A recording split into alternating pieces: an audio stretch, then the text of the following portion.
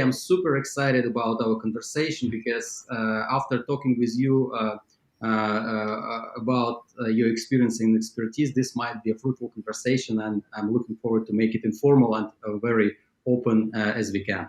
All right, so welcome to Go Global World, and the floor is yours. Please tell us about yourself. Oh, thank you very much. And honestly, I don't like to sail. I said I was an expert at failure. So, and hopefully that can help other people. I'm not sure. But my name's Carey Smith. I'm here in the States. I got out of graduate school. I went to work for a large insurance firm.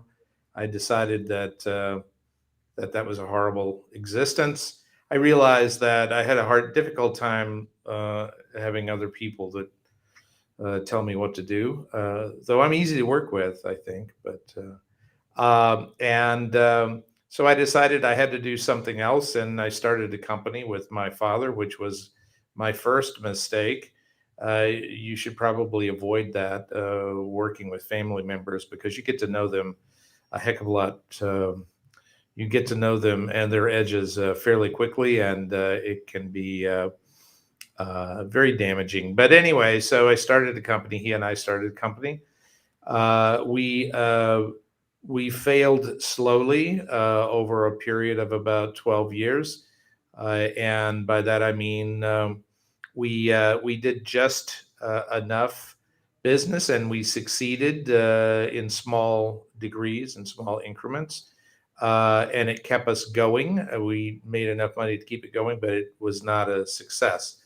After that, I realized that I had to do something different, and I think I paid an awful lot of attention to the market and to people in the market. Our market was cooling, keeping buildings cool, because in large portions of the states, the southern states, very, very hot in the summer, and normally the owners of manufacturing facilities and distribution centers would not air condition these structures, and they're very, very large and very uncomfortable. And I came across a couple of guys that were making big fans for cows, to keep cows cool, because a cool cow gives more milk. And immediately it occurred to me that we could use those in industrial facilities. We wrote a contract. Basically, I had the rights to distribute throughout the world. After about 2 years, I purchased the intellectual property of this company. Right. And started doing this on my own. And so that was 2003. And after almost 20 years, we sold the company. We got the revenues to $265 million annually. We sold in over 130 countries around the world. We had offices in various parts of the world. We did everything ourselves. We distributed ourselves. So we had a sort of an interesting, though arcane, model, but it worked. And after that period of time, I sold the company because it gets a little old after a while. But I sold the company for $500 million. What I think is interesting about that is approximately 10% of that I paid back to the people that I worked with. We had a program in which we did that. And we were able to make, well over 13 of them multimillionaires, and a number of them millionaires. And I think that the best part of the whole building that business was that right there, because a lot of them told me, you changed my life. And that's a cool thing to be able to do. So in some senses, there's much, much more to business and building a business, especially on your own or one that you've started, Um, there's a lot of emotional satisfaction that can be derived, as well as it's always an intellectual challenge. And obviously, if you're successful, monetarily, you can succeed. So that basically is what I'm doing. And now we started another company. Some of the people that were with me at the fan company decided that, and they're all operational people. We're not bankers, God forbid. And so what we do now is we invest in startups, and to try to help people, get past it's very difficult, as I'm sure all of you know. It's not easy. And I think that because of our experiences, we can help. The other thing we try to do, which is not very VC like, is we build business plans for our partner companies in the effort, or in the hopes that they break even before they give all their equity away to What companies are you looking investors. are you looking to invest, and at what stage and with what check size? Well, recently we've been drawn to the med tech sector, though we have investments in, in foodstuffs, um, and in over the counter devices. So it's sort of varied. We also have what we call a manufacturer's um, fellowship, if for want of a better word, where we will actually, when somebody has a business, and rather than spend all their time raising money one round to the next, we basically partner with them. We take a piece of the business, they take a piece of the business, obviously, and we spend whatever we need to spend, until both of us succeed. So that's a slightly different approach. Um, This is very interesting to know, because many guys who register to the event ask me the same question: why unorthodox? What does it mean? we don't try. I mean, I think we have a hard time being anything other than unorthodox. We certainly don't want to be like other investors who typically are very they have money, and there is a lot of money out there right now, but they have money, but they don't have any experience in building businesses. And I think that, from my background and from what I've done, that we're very sensitive to entrepreneurs, because that's what we did. That's what we do, actually. So it's a little different. I see. And in terms of check size, I'm sorry, in terms of check size, anything from normally about $1 million to, we could get to 10 if we thought it was an really interesting idea with a really interesting team. But I would say normally it probably 3.5, 4 million Average. is All right. about where we are. Okay. Thank you. Thank you for sharing that. And so let's get to the topic right away. And I cannot avoid asking this question first. Tell us about your failures. What was your top failures, and what did you learn from them? Well, I think I sort of foreshadowed that with that first business. I mean, we tried to start, after I got out of college, we tried to start a number of different businesses myself, and every time we would get just a little bit further along, a little bit further along, but not far enough along to actually quit our day jobs.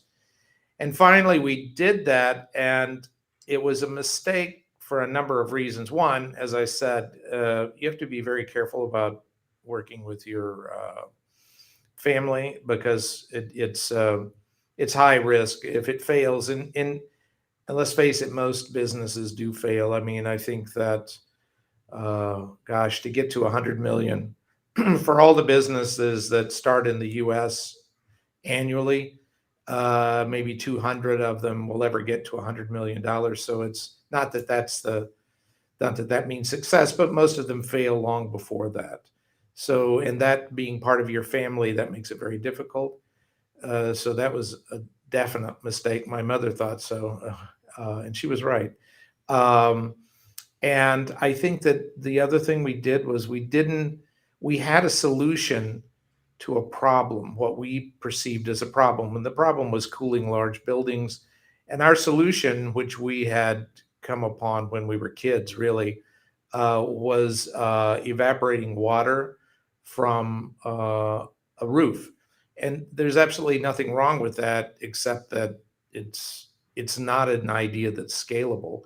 Hmm. And we worked at it for some time, as I said, for about 12 years. And though we installed, gosh, hundreds of these systems over hundreds of roofs, it never got to the point where we could make more than $1.4 million annually. It was not a success. I mean, I not only wrote all of the articles and all of the marketing, I did all the sales, and many times I was on the roof putting up one of these systems. So it was just, you couldn't live that way. It was horrible. And Um, what and would I you think, advise yourself to?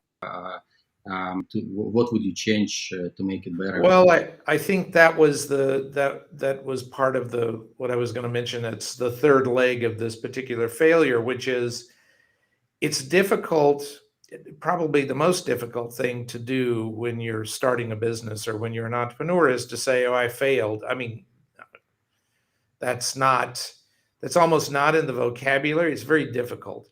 And I think that what we didn't do is we didn't plan, not that you would ever plan to fail, but that you would plan for that contingency.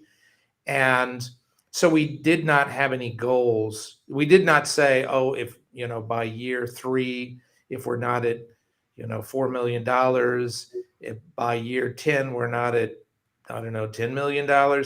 We didn't do anything like that. And so when you live without any definite goals, you're never going to stop. I mean, you'll always keep going.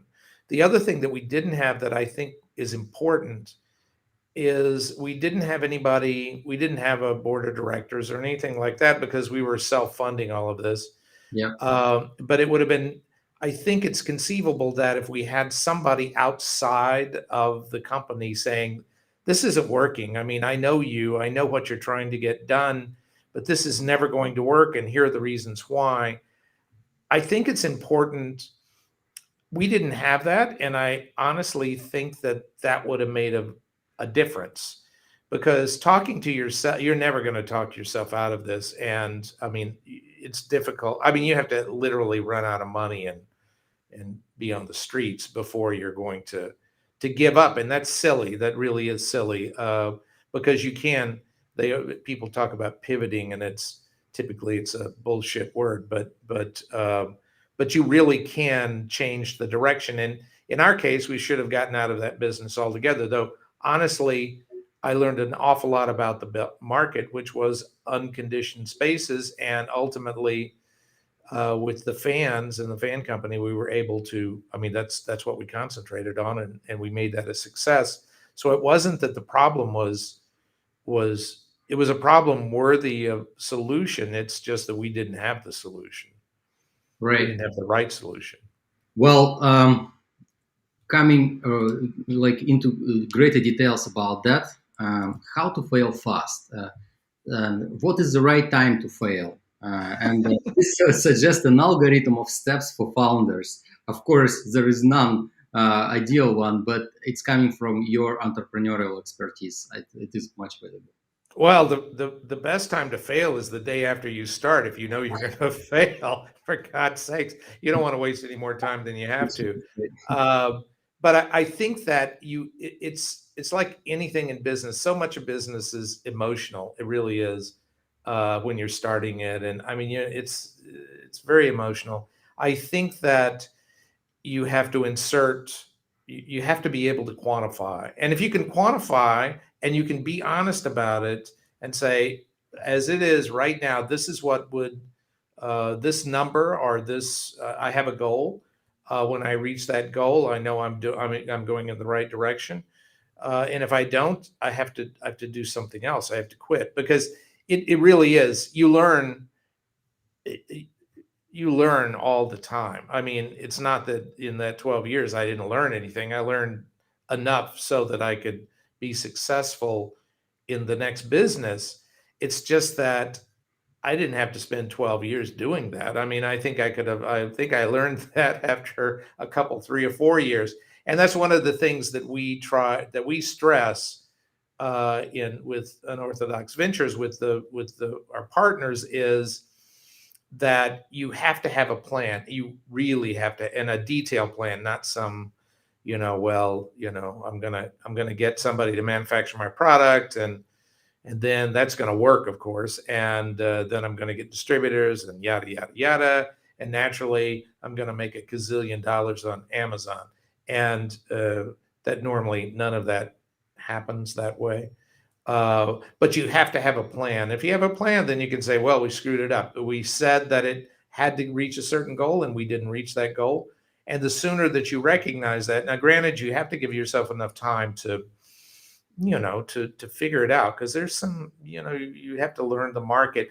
It helps if you know the market, but you have to learn the market. How often do you need to do some kind of reviews with for the founding team? How often do they need to review it? Like one bell may ring when one of the founding team, just thinks something goes wrong, and they just call for a meeting, and they discuss it in front of each other. But maybe there should be some frequency, or maybe some additional patterns. No, I agree. And as I said, I think that and again, I'm on a lot of boards, and most of them are complete just junk. It's not worth even showing up for, and the reason is because they have all the wrong ideas about what to expect from a board. And most people expect the board to go, yeah, oh yeah, yeah, fine.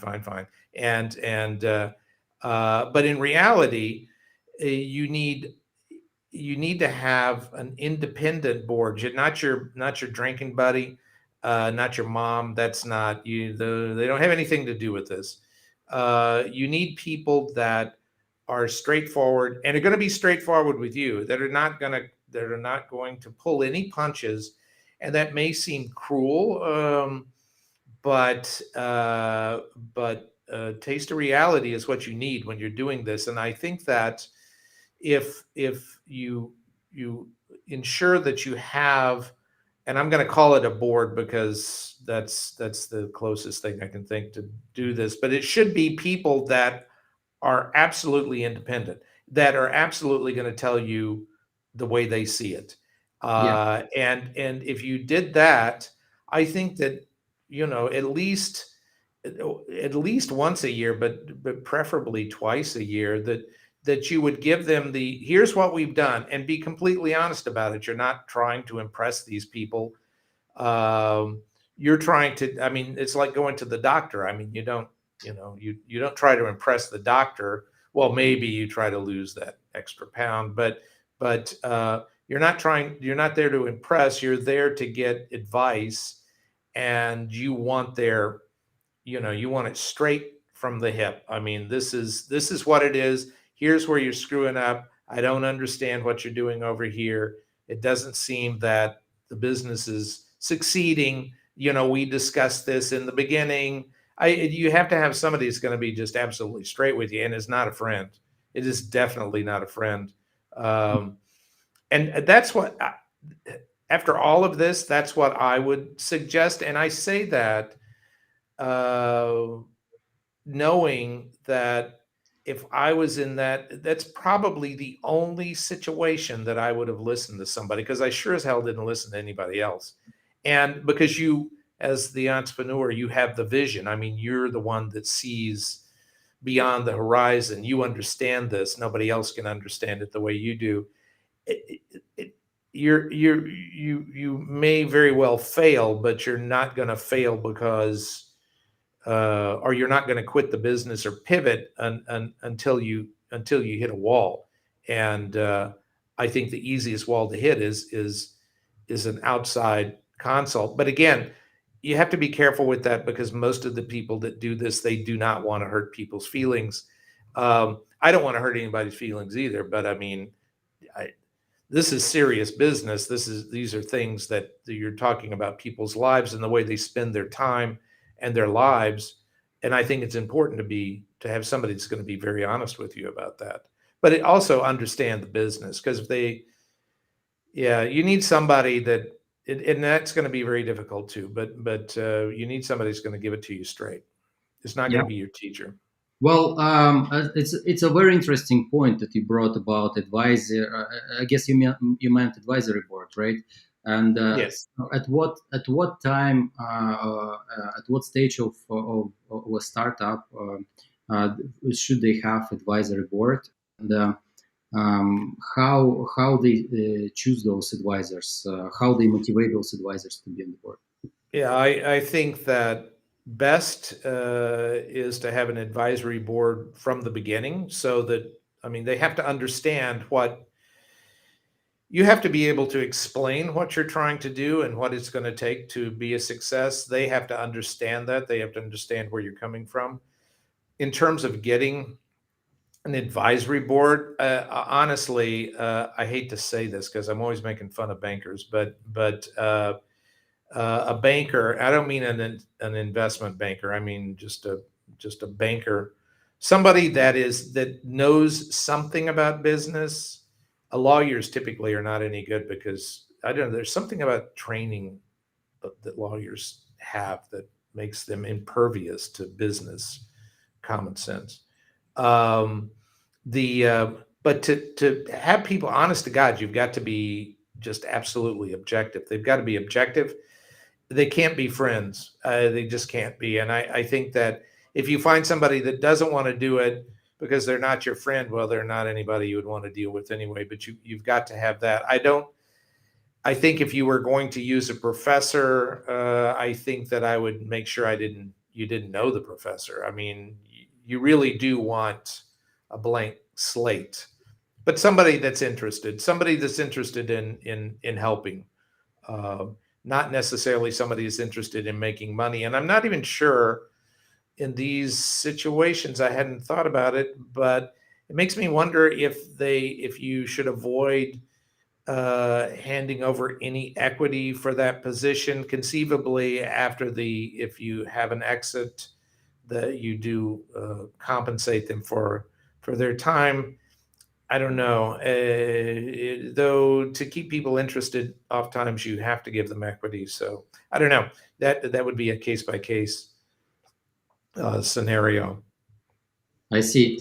Well, one of the case that comes to my mind, that early team works on a project. They're super motivated, and all of a sudden they realize that they are moving slow, just because of some side things they have to do, like work they have. So they, for example, they're not full time in the project, and they are really inspired of what they are doing, but they also agree to each other that they have to have something, some day job, to get paid for basic needs, and because of that they are moving slow. Would you suggest to that team to fail and split and focus full time on their project, uh, or what would be your thought? Is it like a failure in the beginning? Well, I think I think that partners, you have to be very careful with that, because I can't tell you how many businesses that we've talked to, thousands literally, where they, it's me and my best friend, and we were out drinking, and we said, hey, we're going to start this business. And partners are way overrated, way overrated.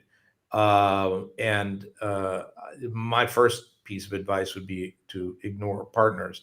And by that I mean, you never want to have a 50-50 deal with anybody doing anything, because that's just, you might as well, that's not even wait to the second day to fail. You've failed already. That's not going to work.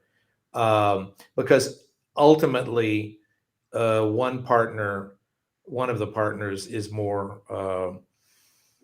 involved in the business than the other, and then it just creates a tension that you can't that can't be solved, or very, very difficult to solve. I don't know how you do that.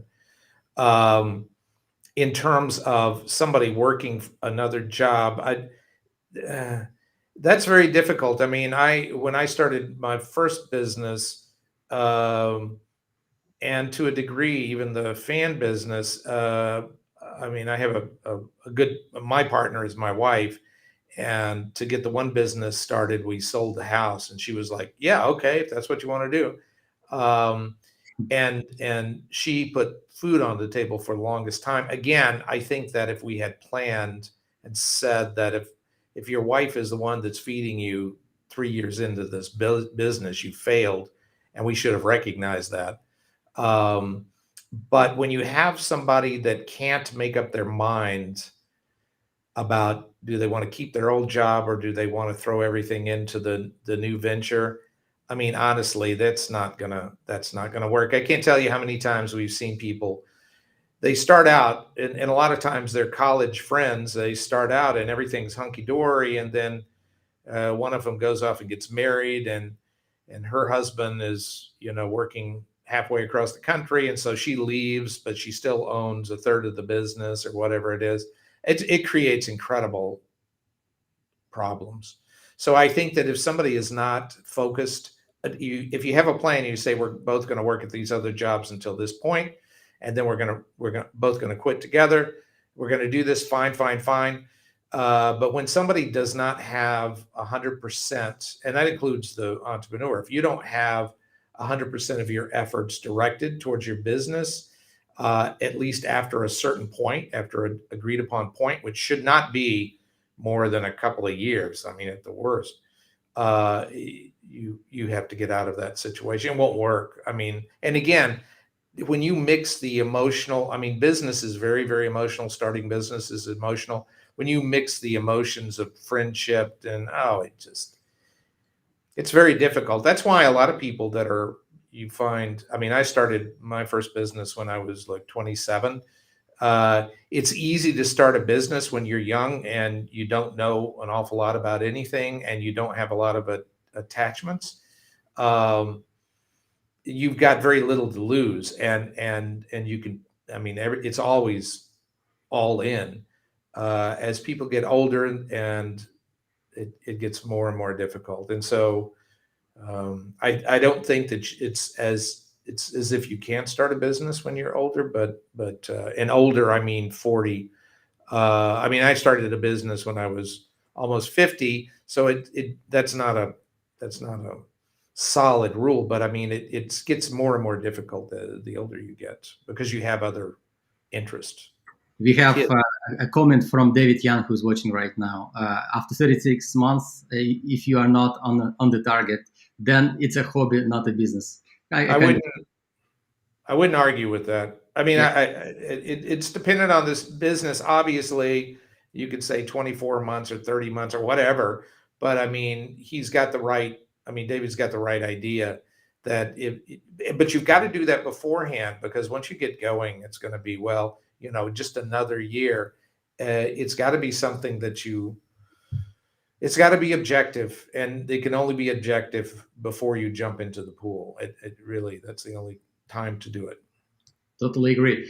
And before we continue, we already had Carey speaking about his failures, his story getting into the business, and he gave us some rules and advice on how to fail fast.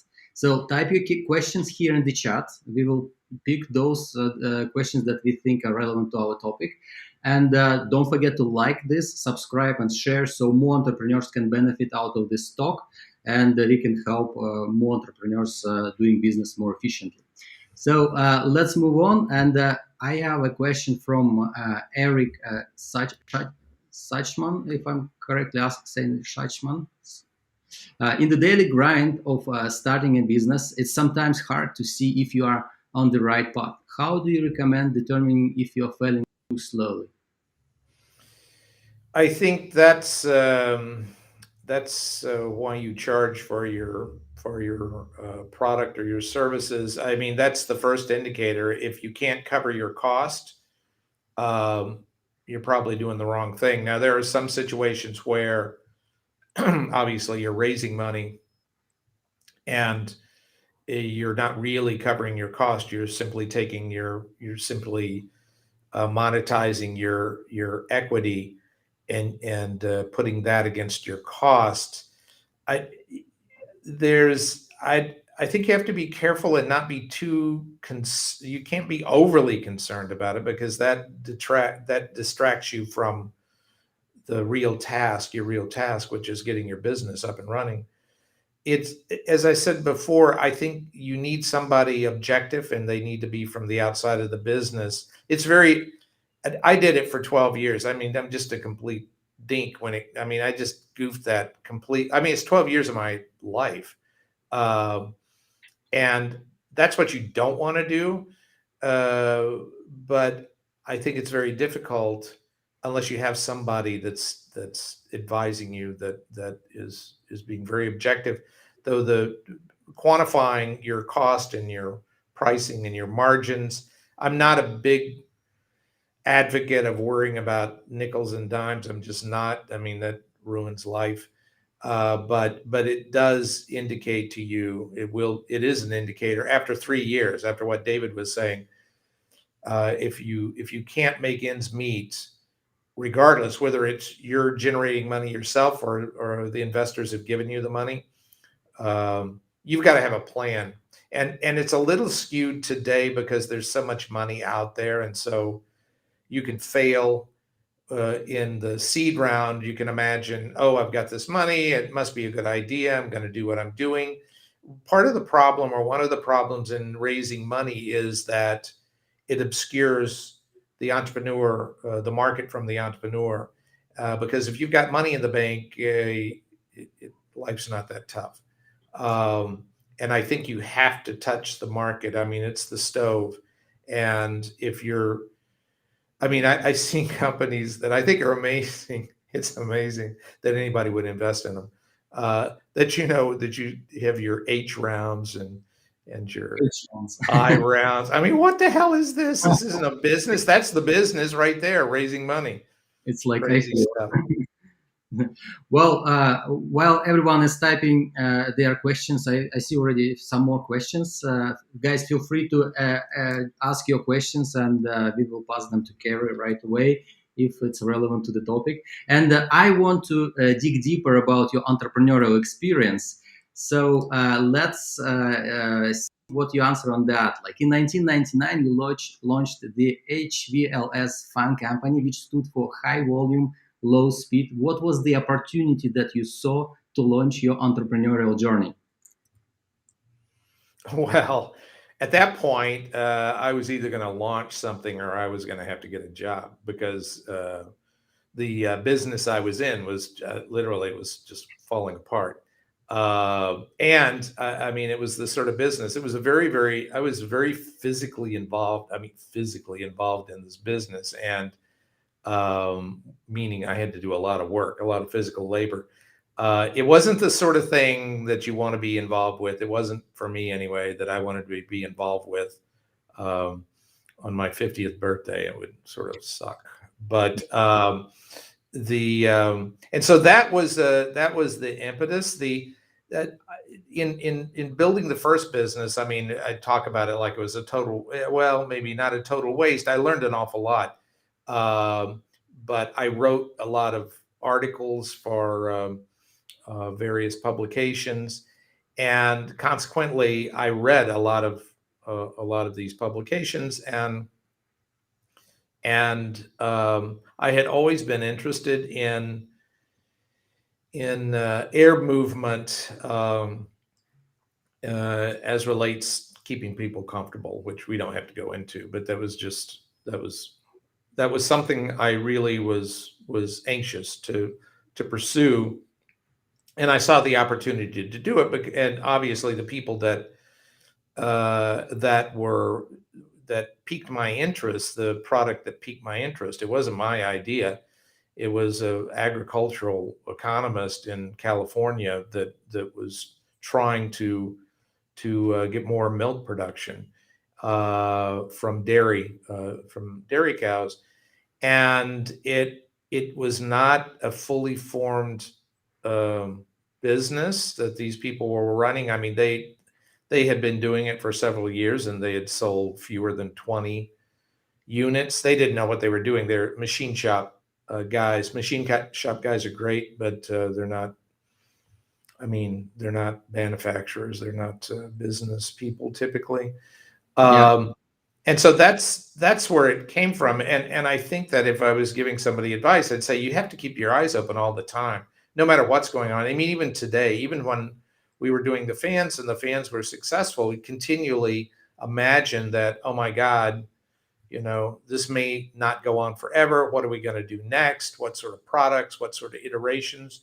And I think it's very important to always stay ahead of that. And as the entrepreneur, as the driving force in the business, it's incumbent upon you to do that. You can't expect other people to do it for you. So it's I always tell people that say, well, and it was great fun, right? And it's like, you're freaking kidding me. It was not fun at all. I mean, if it was fun, if you're having fun doing this, then you're doing it wrong. I mean, it's crazy. But after it's all said and done, it's still not fun. I was going to say, you look back on it, it seems fun, but actually it's work. Yeah, facing what has been done, what you could have done differently, it's important, and it's experience. Though the company that you named HVLS, you later renamed to Big Ass Fans, and Why why would we do that, I wonder? why did you do this? I know Why that. did I do that? I don't know. I still wonder about that.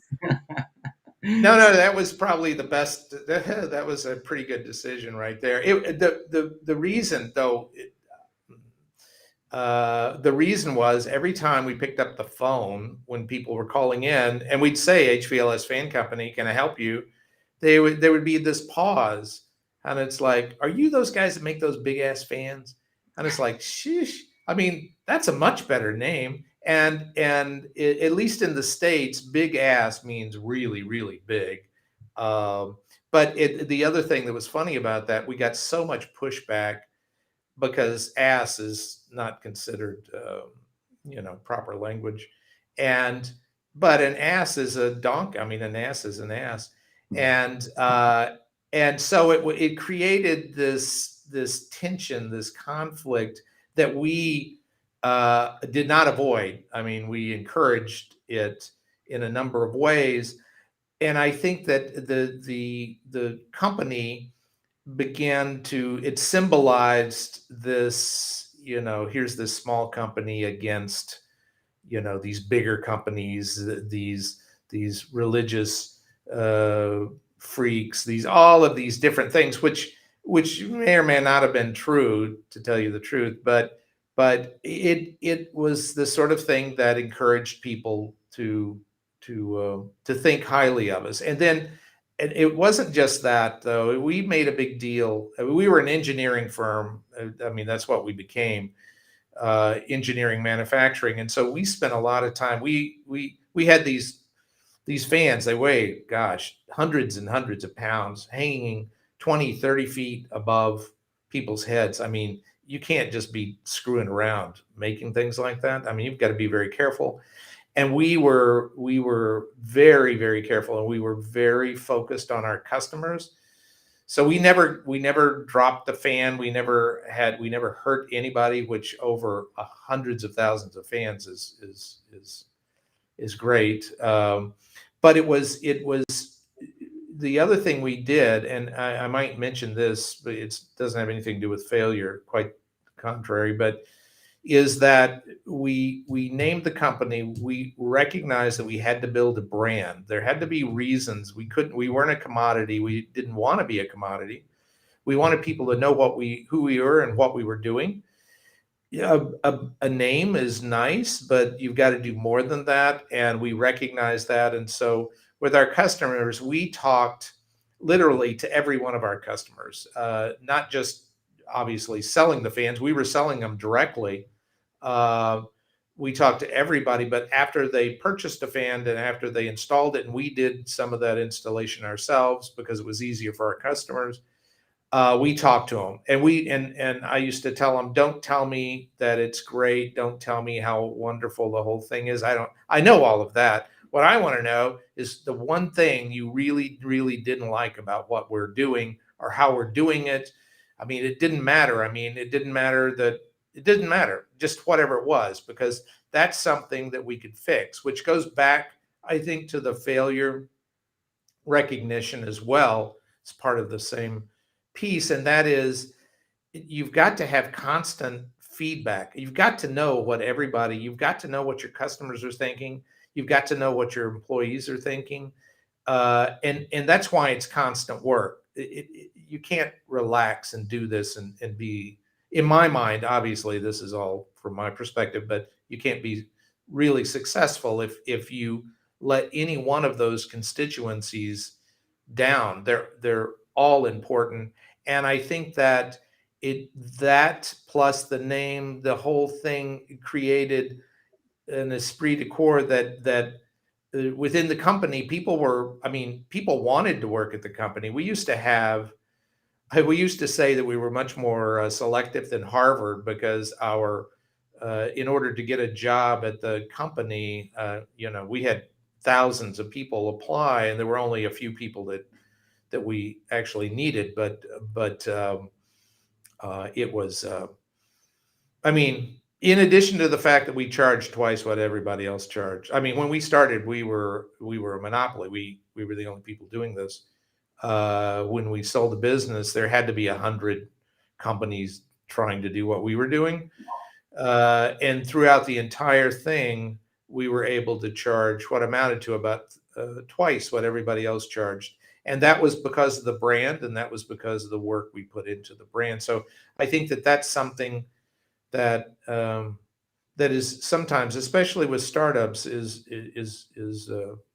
overlooked, is not recognized. So you developed your niche, you grew that, and then competition came and tried to compete with you. But as a creator of a niche, you were visionary, and the industry tried to follow you. Seems like Yes. Yep. That's the way it should be. yeah. So I actually had a company with a fun name as well. One of my customers, so from previous business, their name was Beer Money Games. And why did you call it? Oh, actually, we had beers with friends. We wanted to make money, so we decided Beer Money Games.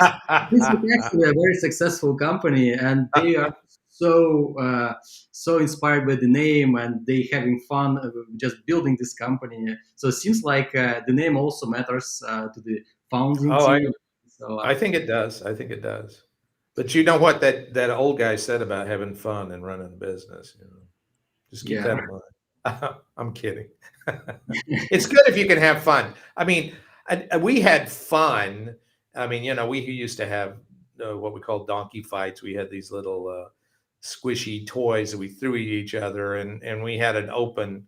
This sounds terrible now. We had an open liquor cabinet. If we made sales goals every day, I mean, it's not like people were getting drunk, but we were focused on doing the best job we possibly could, and that included making sure that all of our employees were happy. And at the end, we had over 1,000 people working for us. As I said, we had people all over the world, but you really do. I'm suggesting that the entrepreneur may not have as much fun as the people working for him or her. Well, companies are having problems at different stage. For example, the other problem early stage companies face is the growth problem. So they might start growing really fast, and they don't they don't know how to deal with that. In your experience, your company evolved, and how did you change the way you did the business to continue rapid growth, and what stayed the same? I don't think the way I look at it, we were very lucky because our growth wasn't as rapid as some. I mean, we grew at typically about 30% a year, which I wouldn't consider rapid. The problem, as you say, with rapid growth is, I mean, if people imagine, oh, you wake up one day, you start a business, the first year, you do $100 million. Not that you would ever do that, but there's no way that you can handle that. I mean, that would be the worst situation in the world. And we were very lucky because the business actually started because it was a completely new product. Nobody had ever thought about this. And it started slowly. And so the first year we sold $140,000 worth of fans, and the second year it was 400,000, and then it was a million, and then once it got going, but it was slow enough so that we could figure out, what we needed to do, how we were doing it, what worked, what didn't work, and you need that. You need that time, at least in a business that's creating a physical product, because manufacturing is not. Manufacturing is not easy. Software is easy. Manufacturing is a pain, and there's lots of mistakes that you make, even if you've done it as many times as I've done it. You still make mistakes, and that's just par for the course. So that's probably the worst thing in the world that could happen. I mean, that's probably even worse than having a business that just is sort of dead in the water, is having one that just goes skyrocketing, because you've got to take care of that, and it's crazy hard. Unless, I guess, it's software. You might be able to do that. But all right. So let's talk about entrepreneurial spirit in your company. Lots of companies today want their employees to act like a startup. Actually, I heard the same thing not only in the startups that are growing, but also in large corporations. But as far as I know, as talking to you, that you've built this culture in your company, Big As Fans, even when you were doing over 200 million in revenue, which seems to be like already a substantial company. How did you do that? What advice would you give to your audience?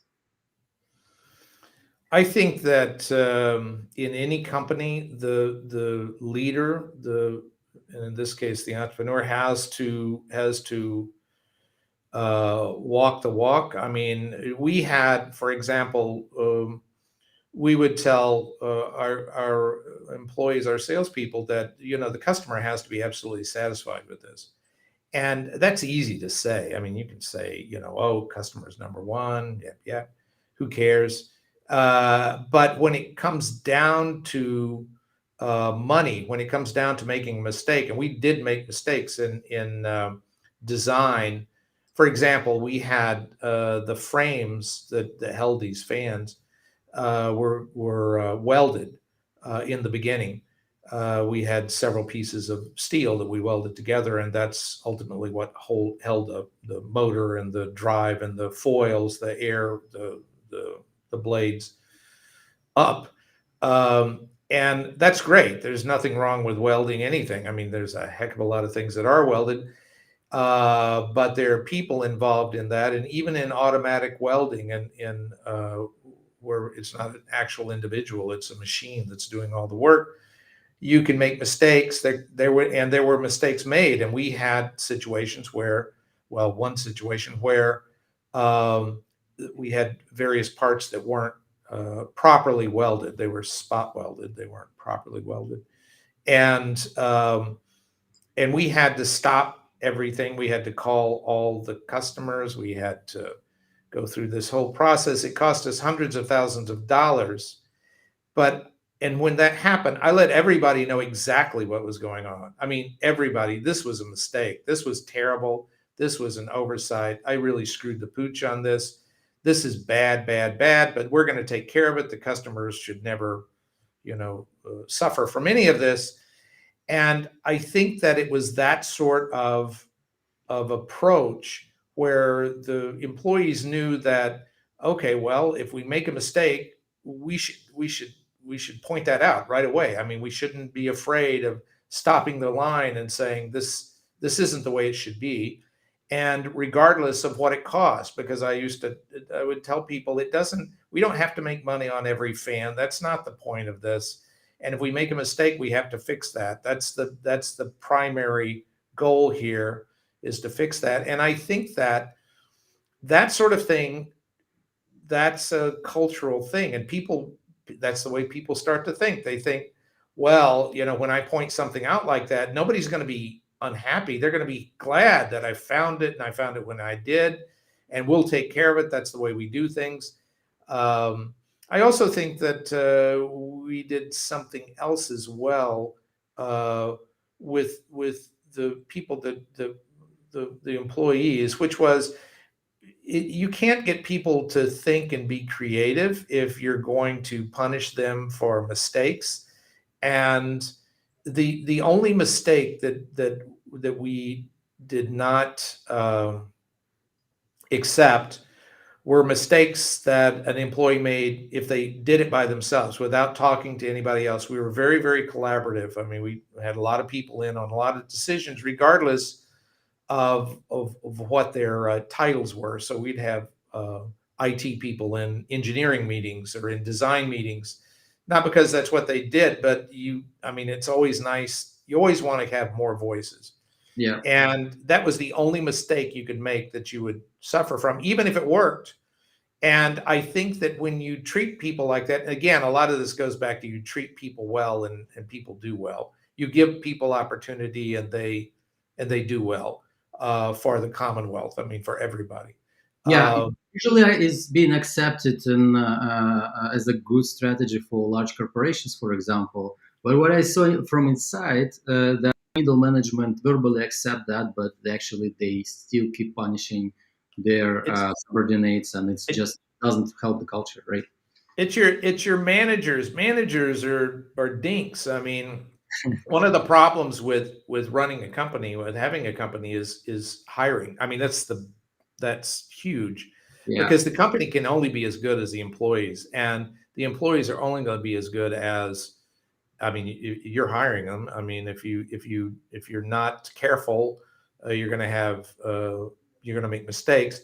And I always used to say that A's hire A's, alphas hire alphas, betas hire gammas, B's Mhm. hire C's, and God knows what the deltas do. I think the deltas actually should always work for the government. Who knows? They must all work for the government because God knows who they're hiring. They're probably hiring Omicron. I mean, there's no telling.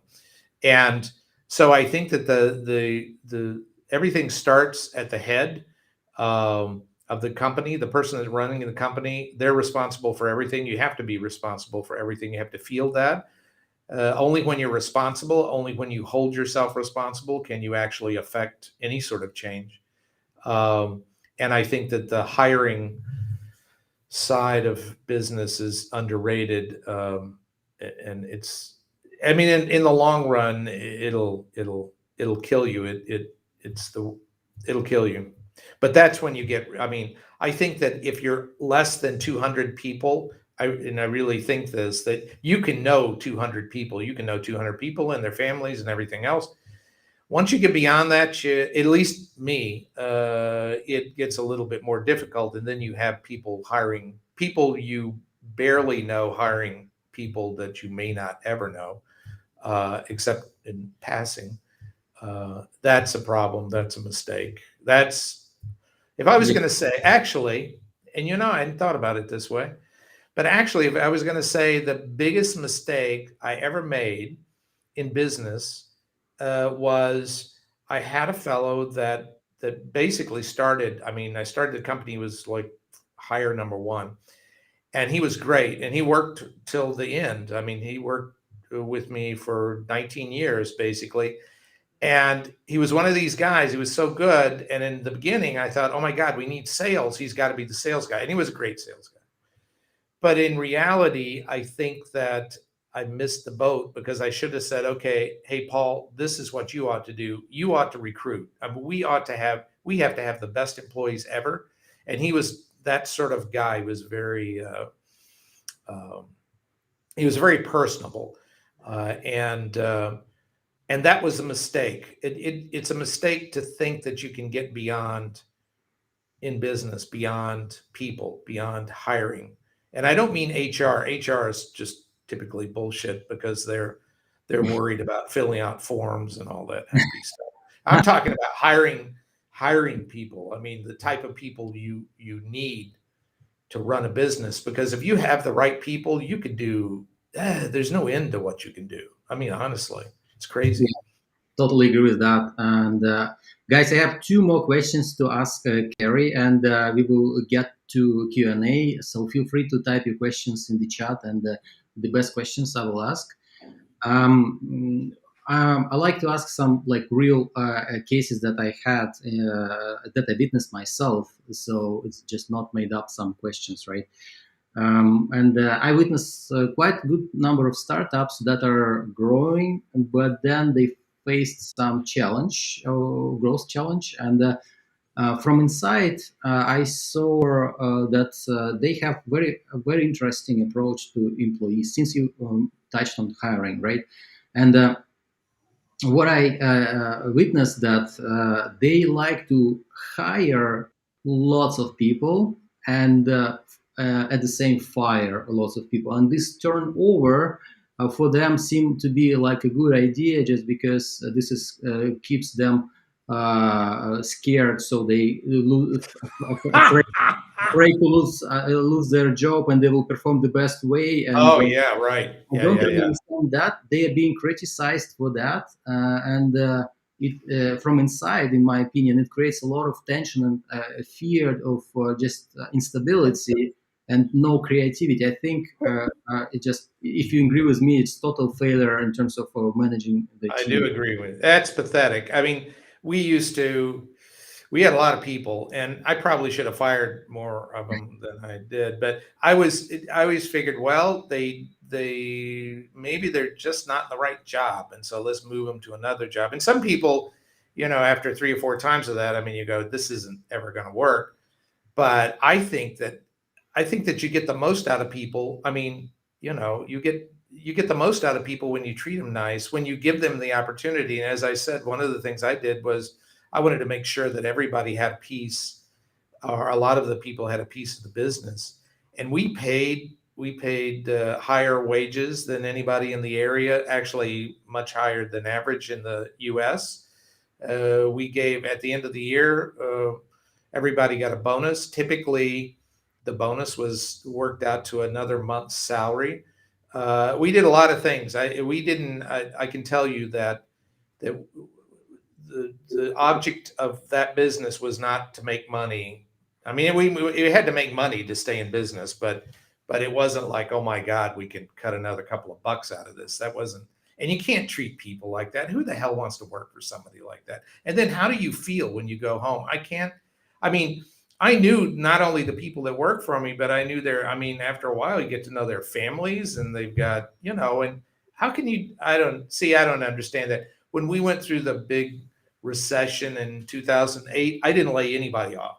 Everybody in the big companies, they were laying people off left and right. And I told everybody, I said, I'm not going to do this. We're going to do it. We're going to be able to get by this.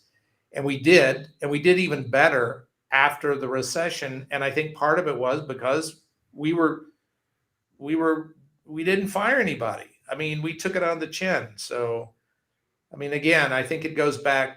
The leadership is very important. The people are very important. That's what you have to concentrate And on. do you how many second chances do you think it's right to give before you fire Oh, someone? no, I don't know. I mean, I think I gave some people way too many second chances, but well, I don't even know the answer to that. That would vary, but some people are just not. They're not made to. They're made to do something else, and so you really do. And in some situations, again, it's the same thing about failing quickly. It's best if you see it to do it quickly and not to mess around with it, because you're not doing anybody any favors. I just mean that I think that people bring an awful lot of different. When you're growing a business and growing it quickly, you need a lot of different. You need diverse points of view, and you can always normally use somebody, and it worked for me. I mean, I wasn't heavy-handed as relates getting rid of people. But again, I mean, we made money, but that wasn't what we were about. We were about, doing well for as many people as we could do. I mean, that's what it came down to. So, and it worked. I mean, it worked. Well, my final question is about fundraising and the way startups are doing it right now. Your typical the mistakes you think the typical mistakes the founders are doing, because right now we all can see that startups are willing, like aiming high evaluations. They are trying to get some high growth and build modern business models. And at some point, you may spot good entrepreneurs, but they have mistakes or in the beginning when they fundraise. What are the typical mistakes where they fail, and what would be your recommendations to founders? My recommendation would be make sure I mean, you can raise money right now, but when something's easy, that typically means you're not paying attention to the consequences, all of the consequences. The problem when you raise money, and especially at a high valuation, unless you've got a business that can actually use that money and you know how you're going to spend it, and many times the people we see do not. I mean, they really don't. It's like sort of funny. You ask them, so now, okay, you need, $10 million. Now tell me how you're going to use that. What are you going to do? What's going to change? How are you going to use it? Where is it going? It's like, well, what's that? I mean, I don't even know what that means. Yeah, what do you ask me that question for? But the problem is, it seems easy for a startup, for an entrepreneur to say, oh my God, these guys, I had an idea, I have a little bit of a business, and now these guys say it's worth, $100 million. It must be worth $100 million. And I'll take 10 million and I'll sort of smear around with that because I really don't have a plan. And so I really don't think that 10% of my business is worth all that much. Honestly, if you got a business that's worth something, you're going to rue the day that you gave away 10% of it. And yeah, there are times and there are people that, I mean, I don't know, Steve Jobs may have only owned 4% of Apple when he kicked the bucket, and he was wealthy. But in most situations, it doesn't work that way. And I alluded to this earlier, over the thousands of companies we've seen, there were a lot of them that where the entrepreneur, after the A round, didn't maintain majority, and in a lot of those situations, or some of those situations, didn't even maintain a double-digit equity position. And that's ridiculous. I mean, you're working for somebody at that point. I mean, throw it away and go to work for Walmart. I mean, why do that? So I think you have to be very careful with that. And I think that from our perspective, what we look for is we look for a real business plan. I'm getting this money. This is what I'm going to do on day 1, day 2, day 3.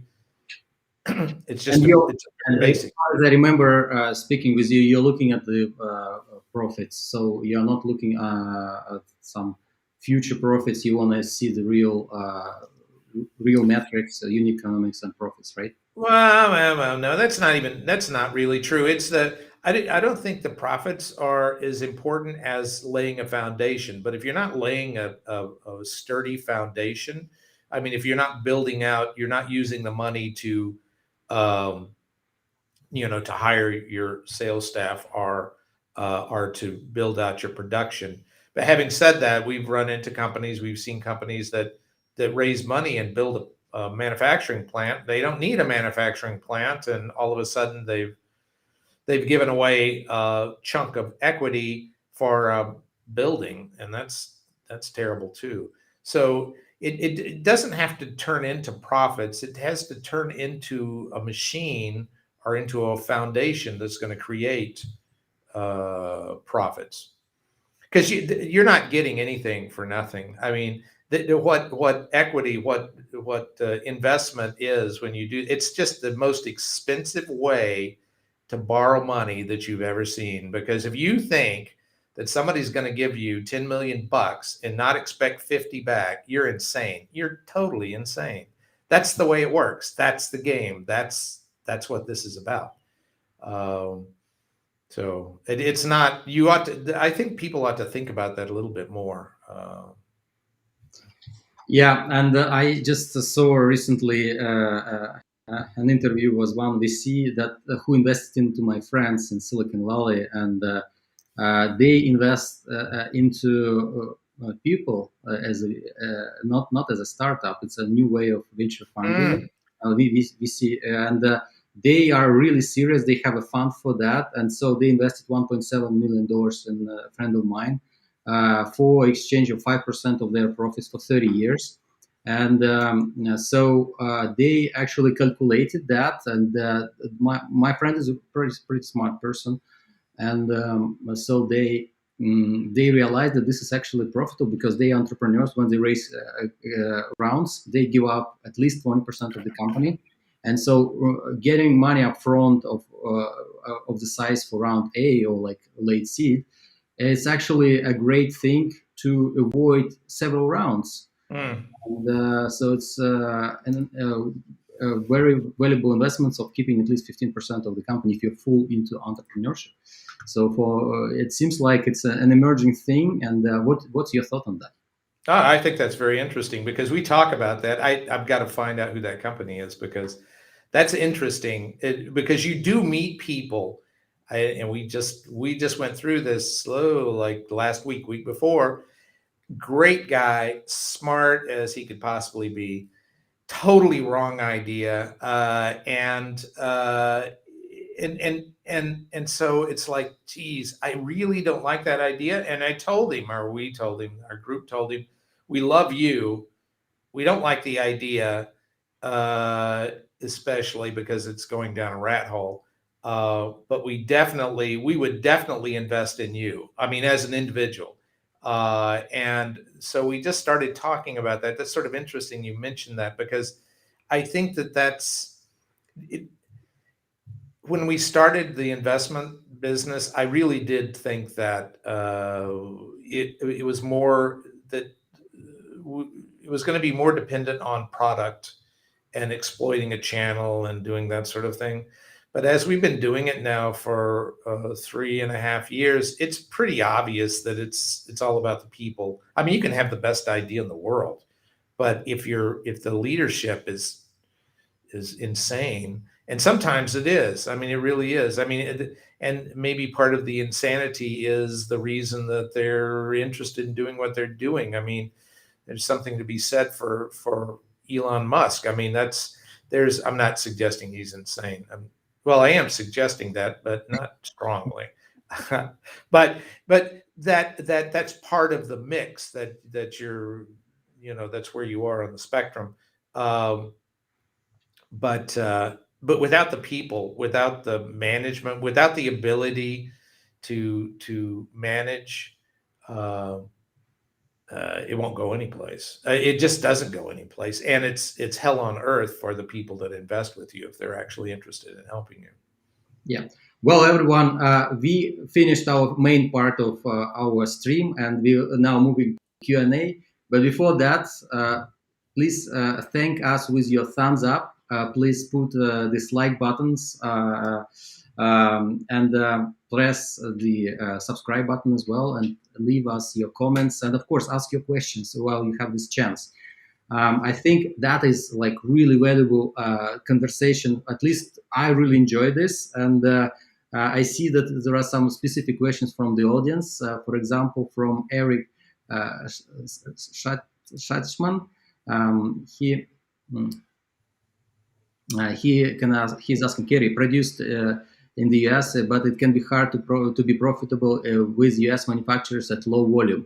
Do you recommend offshoring to start and then moving back to the US manufacturing at scale?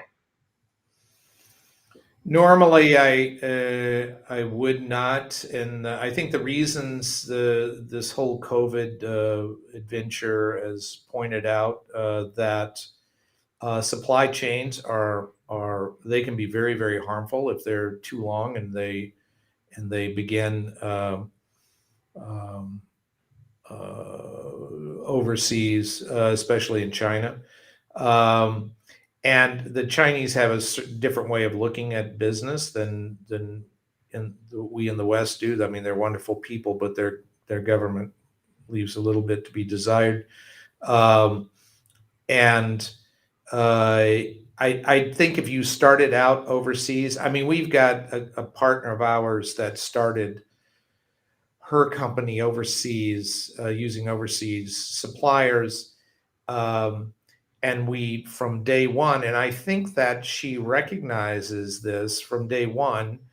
The difference is in cost is going to be substantially more moving it to the States. But with the States, I mean, when I make a deal with somebody in the States, a manufacturer in the States, because we have legal protection, obviously, we have a legal system that works. Um, that I've never run into a situation where a supplier actually started manufacturing for themselves. In China, it happens all the time. I mean, you'd be amazed at how much stuff falls off the truck, especially on Saturdays and Sundays, or after hours. It's amazing. Uh, and so I think that it is more expensive to do it in the States, but I think you get higher quality. And one of the reasons you do is you should focus more on quality than price points or cost points. Too many people imagine they understand what the price elasticity is of their product, and they don't. Um, One of the first things we often say to potential partners and to partners is raise your price. I mean, without anything else, because it's very difficult, especially if you're doing something that, and we're more attracted, obviously, to things that are not commodities. I mean, if you're going to do a commodity, I mean, big deal. Who cares? I mean, I don't know what to tell you. I mean, that takes no imagination. Do it better or just forget the whole thing. But if you're going to do it better, you can do it better in the States. Or actually, if you're Israeli, you can do it better in Israel. If you're Russian, you can do it better in Russia. I mean, it's not that the States or anything that you have to manufacture in. But if I was in Moscow, I'd be manufacturing in Russia. I would certainly that would be to my advantage, because from a quality control perspective, I can control that. You shouldn't be overly concerned about pricing and competition. I think too many startups do that. You shouldn't do that. That's terrible. You should add value, and you should charge for it. You should get paid for it. And if you're worried about that stuff, you should you should find something else to be doing. Find something else to manufacture. God's sakes. Why do you want to do something like that? That's silliness. But we do find that a lot of startups, they really are overly concerned, and they say, yeah, it costs so much to do it here. It's like, no, you don't know anything, and you don't know the problems you're going to run into. Because I think that right now, we talked to some guys the other day, bicycle manufacturers. You know how, if you wanted to start a bicycle company, and it's hot right now, I mean, bicycles, electric bicycles, Yeah. it's 500 days, 500 days for you to get into line. And that's imagining you can actually get in line because you're brand new. And so you don't have any credit. And that's going to be very difficult. It'd be difficult even for us, and we've got money. 500 days. And if you said, well, okay, forget that. I'm not going to go to China to do that. I'm going to make it right here in Kansas or wherever. You could get started right away. Now, it's going to cost more, but I don't know. You tell me what costs more, not having a product for 500 days, or paying a little bit more because you're making it close at hand. You're So, saying. Yeah, I agree with that. Well, I keep meeting international founders from from many countries, and especially from Eastern Europe.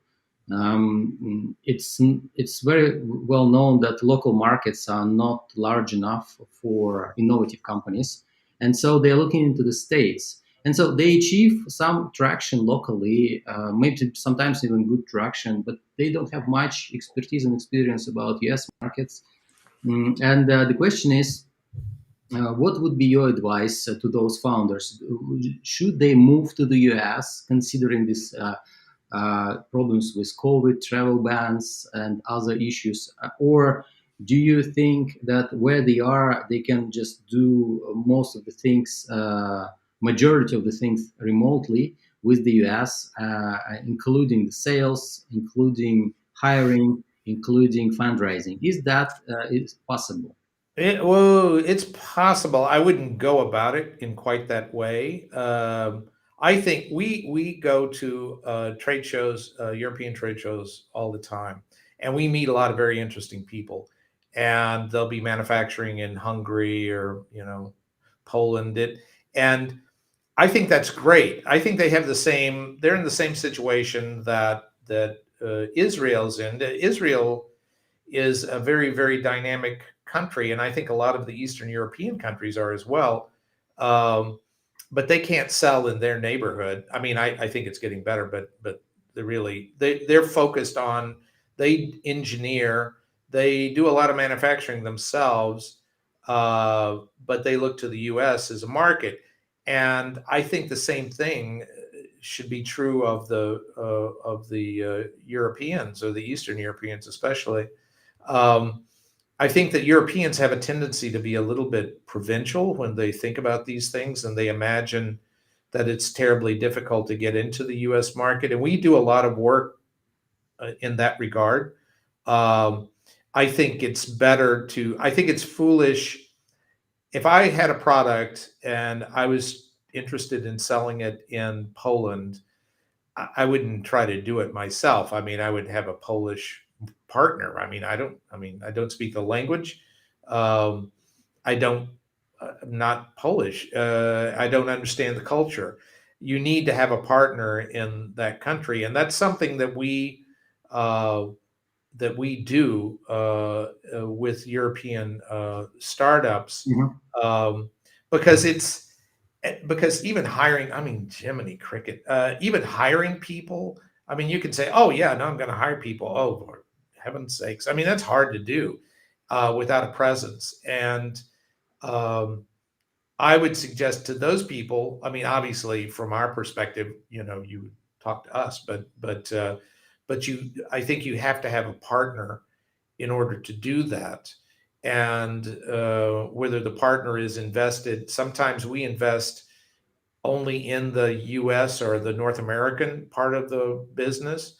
Sometimes we invest in the whole business, but when we do it, we're not typical investors. We have a large uh, facility that has a lot of warehouse and a lot of production space availability. And so we're actually able to, if you said, yeah, I want to go to some trade shows, fine, let's find the trade shows, let's get your stuff over here, let's put it in our warehouse, we'll just operate it out of our warehouse. That's sort of, that's part of the partnership. Um, and then let's find you some people, because I do think you have to have management. It can come from wherever. It can come from Poland. I mean, better really that you try to find somebody in the States. Um, I mean, you would have to have people in the States, and you might very well have to have a general manager here. But in the beginning, I think in a lot of respects, it'd be better to have a partner in the States, and then have one of the principals uh, of the company to be in the States for 6 months or a year, to get everything rolling and get it going on the ground. Um, Yeah, that's the way I would do it. in the long run, it saves a lot of time and money. And if you can be present in there, I agree with that. You gotta find your way to be present on the market, at least to have a partner. And if this travel ban or this COVID thing prevents you to be there, it means that you gotta solve this problem as an entrepreneur. It's like a bike problem. You said 500 days. Would you wait until COVID is over? I mean, you how many years more? Crazy. Yeah, crazy. Yeah, No. I think this is going to be, and in the States, honestly, nobody gives a rat's patootie about this. You just have to get over here. I mean, that's the main thing.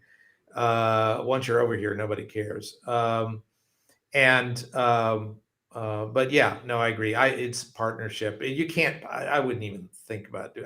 I would never think about. No, I wouldn't. That's a waste of money. That's a waste of time to imagine that you can, you know, do it from afar without getting over here. I mean, getting over here, setting it up, have somebody help you set it up. I mean, have a trusted partner help you do that, and then do it. But I think you're right. The prince. I mean, it's your business. I mean, you ought to be part of it. you gotta So figure it out, and it's yeah, actually, to me as an entrepreneur, is an opportunity to solve it because it makes everyone in a equal position. Big yeah, company, small company, nobody can travel. Sorry, but with large planes or big budgets, still you can't go to the trade shows or something. It's a new reality and it's a new opportunity, and just being there is not possible. So solve it. It's yep. how I I see it. agree with you. Well, Exactly right. everyone, we are about to wrap this up. We are taking a few more questions. I'll pick the best ones. If you have some really best question, just type it in there, and we might take that question. I have a question from Harris Fanarov. What are some qualities that you look for in new hires when ramping up your business? I think that I think we like to find people that you hope to find people that have a curiosity. I mean, that are curious people, that ask questions. I mean, you don't need, especially when you're a startup, you don't need people that are, yes men. You don't need that. That's not interesting. I don't think it actually, people imagine that, oh, I need to have some experience in this. I think if you've got the right person, it doesn't matter what their experience is. I mean, at the fan company, we hired an awful lot of people that wound up in higher management at the company, straight out of college, and it's good because there's the experience that a lot of people gain from working for larger companies is not useful, and from my perspective, detrimental. So we actually hired very, very young. I mean, I think at the fan company, the average age there was like 30, and we had a lot of people. I mean, as I said, we had over 1,000 people, but those were the people that they learned fast. They were very aggressive, um, and that just worked out better. Now, I'm biased towards people that show that sort of grit, um, and but I think that's important, much more important than some dingaling that's worked at GE for 20 years that knows whatever the hell it is they know from working at GE. They're just going to be problems for you because they already know how to do it, though they've never done it before in their lives. And I think that starting a company is something different, and new, and it pays to have people that are that are not biased. I mean, that are young and ready to learn. What do you say about having a chemistry with new hires? And how would you actually explain what is a chemistry between you and I know, and I think you're right. I mean, obvious. I mean, we've been around. We've been on this planet for a long time, and a lot of it. I mean, we're corporeal, and we see people, and we sense things. I mean that's why we're here. Um, and I think that it's very important. That's me. I think it's very well, actually. Yeah, I think it's the most important thing because if you don't like the person, I mean, if you viscerally, and I've had people like that, oh, that's just pathetic beyond belief, and you kick yourself for ever hiring them. I mean, what could have made me miss this?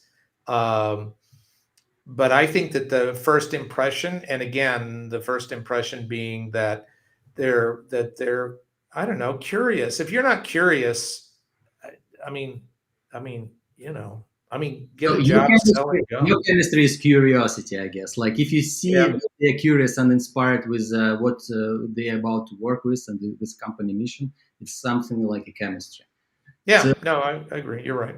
to me, it's a kind of the same. I hired lots of people, though I promoted those with less direct expertise, but they were so into the mission and compassion and empathy and actually making a willingness to make an impact. So they were progressing faster than those who has expertise. And so to me, as they're having some leadership over them. So I kind of an investment I do into either these people or that people, and so I better give my time to those who has less expertise but so motivated to and curious of doing something rather than expert who knows everything. And yeah, No, you're exactly right. And the other thing is, when you're in a startup, everything's happening all the time, all at the same time.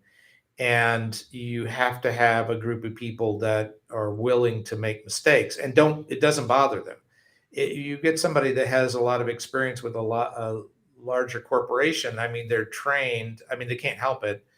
They don't want to fail. They see that as being that's the worst thing in the world. But kids, you say, hey man, I don't know how to do it. Figure it out. Tell me. We'll talk about it. And you want them to say, well, that doesn't work. Well, try something else. Do this, do that. And then the failure, the ability to run those processes internally, excuse me, is going to. A lot of times it does fail. What the hell?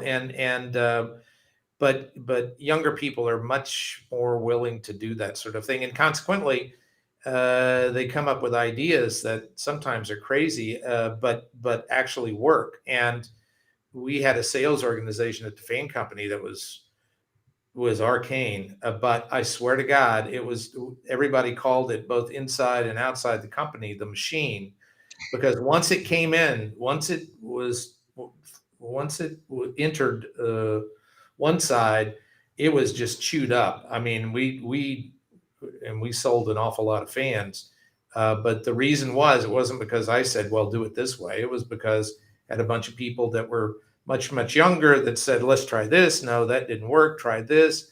It was just a constant uh, trial and error, which actually makes life a lot of fun. But yeah. From Denis Kalishkin, a lot of people brag that their acceptance rate for the candidates is very low, so they are so selective. I don't believe it's a good thing, not efficient. What works for me is to build fans.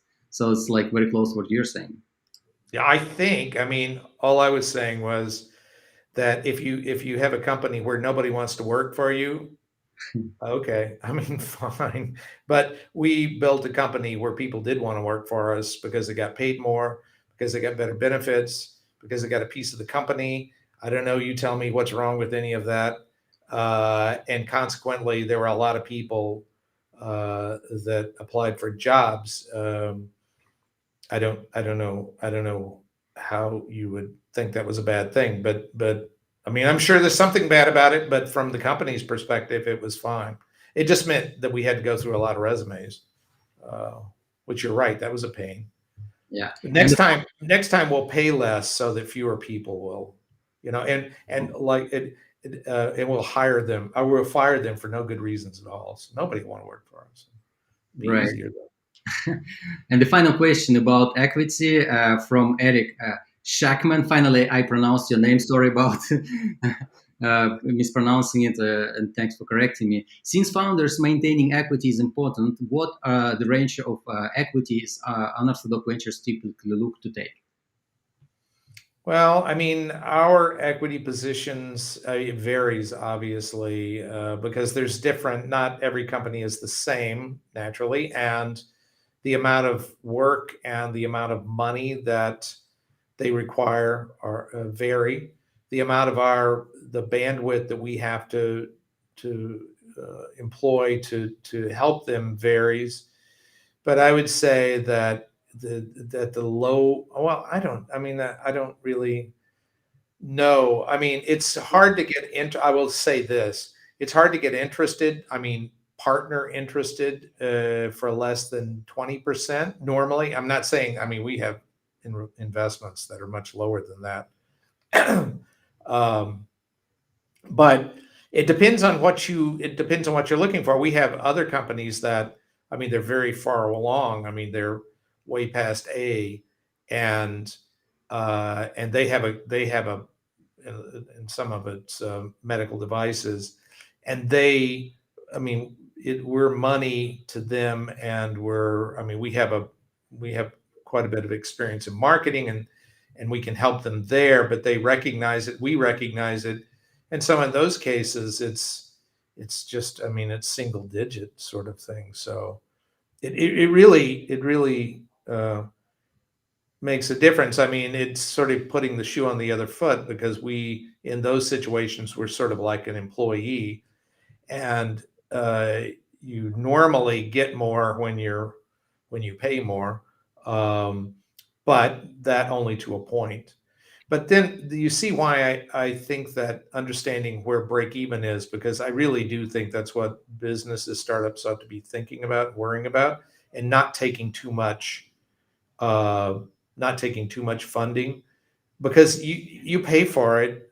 Ultimately, you pay for it, and if you're successful, I mean, I owned 100% of my business, and so when the check was written, it was written to me. Uh, and I think that that's something you have to consider, because, as I say, we see a lot of companies that have interesting valuations that have given away the majority of their equity, and so I can't imagine building $100 million company and selling it and getting what, 9 million out of it. I mean, the cricket. I mean, that, that made me feel bad.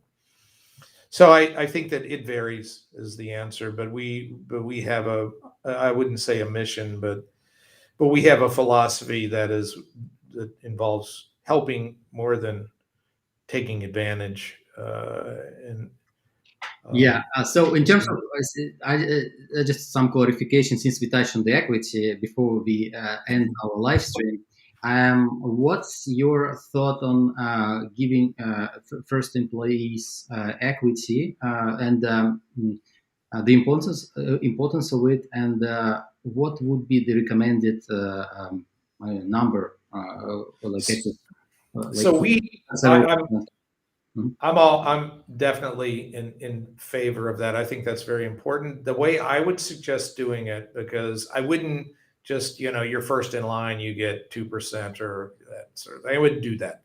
The way we did it, and we looked at a lot of different plans, and it's, at least in the States, it's called the stock appreciation rights. And basically all it is, um, first, you need a little bit of time with somebody. I wouldn't just give people stock willy nilly, because you'll regret it. I would give it to the people, regardless of their positions, and I would make certain of that. I mean, we had people driving forklifts that had positions in the company, because they were the best. They were the best at what they did. They were the best, and they deserved it. Um, but it's what you do is the owner, the entrepreneur, you start out, let's say, with 1 million shares. There's 1 million shares of the company, and you, as the owner, you own 1 million shares. And so we set aside 20% of that we said, okay, that's fine. That's the max that we're going to give away. And so we said, fine, so that's the number of shares that are available for employees. And then over a period, and then there's a vesting period that was 3 years, and they were vested 25, 50, 75, and then you were completely vested after 4 years. And then you're able to decide, for example, if Daniel is like, he's the best, and so we give him, 1,000 SARs, and he vests in 4 years. That's great. But in year 3, he's not only the best, he's the absolute best. I mean, you couldn't get any better. And then you say, well, I'm going to give you another 500 SARs, but they're going to invest in tandem or concurrently with your first SAR. So at the beginning of the 5th year, you'll have 1,500 shares. And I think that works. I think, as I said earlier, that I wound up writing checks that totaled $50 million, which sounds like a lot of money. I guess it is a lot of money, but it was cool. The coolest thing I ever did, and I know that sounds silly, but that was cool. That was worth doing, and that's the way I did it. And I think that it affects a lot of people. A lot of those people, not a lot of them, but some of them did what I was hoping they would do. They started businesses because they had enough. I mean, they had, a couple of $1 million to do something. And some of them are doing, I hope, quite well. I mean, they've either purchased businesses or started businesses. So I think that's a great thing. And again, that may have been one of the reasons that so many people applied for jobs, which I now see that I should be apologizing for. But I think that's one of the reasons that people did that. We were very attractive. Well, that was a very interesting conversation. I really appreciate your take on all these challenging questions. And when I looked at the audience who is attending this webinar, I saw that people are joining from Australia, from Eastern Europe, from Africa, from the United States, and many other places. I just can't name every. And the important thing that they stayed with us, and considering some content's already past midnight, and it's still like a very interesting conversation to them. I found it so many good advice and nice business cases from you about your past experience and how to fail fast. I really appreciate making it simple, straightforward. I love the name Big Ass Fans. And the other thing is really what made me really inspired. You are a very interesting person to speak with. Like, I feel like I want to invite you to some more talks like that, because this open conversation makes it so transparent to the audience. And I really appreciate such a quality of transparency that we had with you. So before you go, I wanted to let you close this session, and we do it a little bit unusual way. So it's not like goodbye or something. What do you have on your mind or on your heart for entrepreneurs, especially for the audience we have today? So you may close it just with anything that you have, like a recommendation, some thought, or simple bios also would work. But I'm sure you have something to say to close the session. I think that starting a business and running a business is probably the coolest thing you can do. I think that your first shot at it may not be the coolest thing. I mean, that you may want to look at it beyond that. So I think you have to be very open.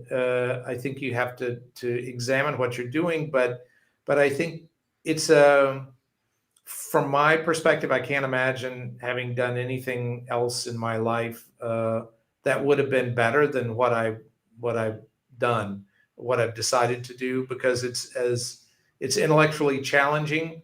It's very rewarding. I mean, and I get to talk to people like you guys, which is really cool.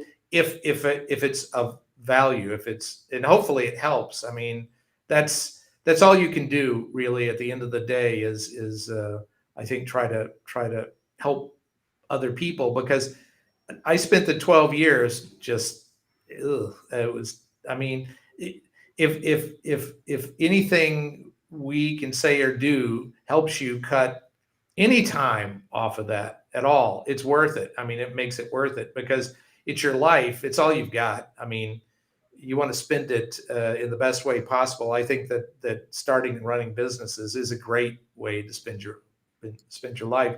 Just don't get don't. I know I said you want to fail fast, but don't give up. I mean, you can't give. You can always give up. I mean, you can always give up. So don't give up because that's always available. And trust me, I've been in positions where I thought, well, if I just stopped doing this, I'd feel better. But then being a procrastinator, I said, well, no, but not today. I won't do it today. So it's interesting, and everybody's story is different, but And good luck. But and again, I think what Daniel's saying too is I don't mind. I love to talk to. I mean, I would talk all damn day. I mean, I don't mind that at all.